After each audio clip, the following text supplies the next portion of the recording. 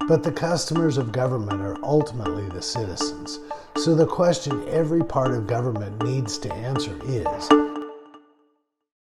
government accountability, what does it look like? Hello, I'm John Bernard for the Washington Policy Center.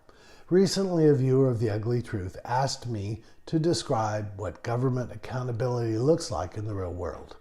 Thanks for asking. Every organization has things it wants to accomplish.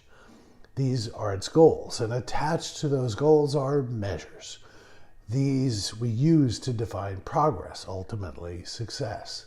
A goal without a measure is simply a vague wish.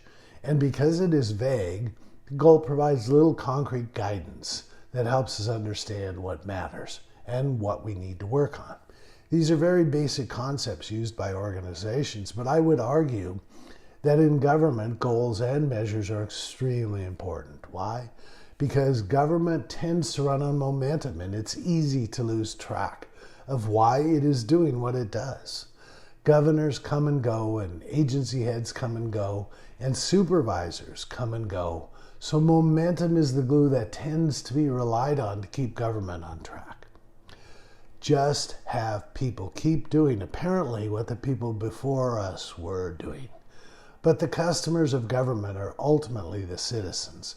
So the question every part of government needs to answer is, how do we define success? What is our value add?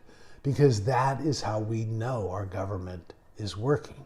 The governor and agency heads and every team ultimately need to have two kinds of measures. Outcome measures, the score at the end of the game, how we define success, and process measures, measures that lead to the outcome measures so that they act as feedback as to how things are going. Measures matter because they help us focus.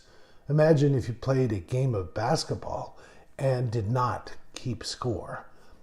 Let's talk about the Washington Department of Licensing, and within that, the Motor Vehicle Division, the place where you get your driver's license.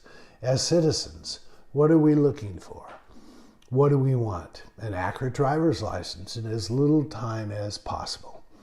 While the outcome might be overall satisfaction, the process measures would look at wait time, processing time once you've finished waiting, and perhaps first pass yield, a measure of the percent of time someone comes to the counter and they don't have what they need to complete the transaction. While all of these feed customer satisfaction, they also point out where things that take too long or cause breakdowns are.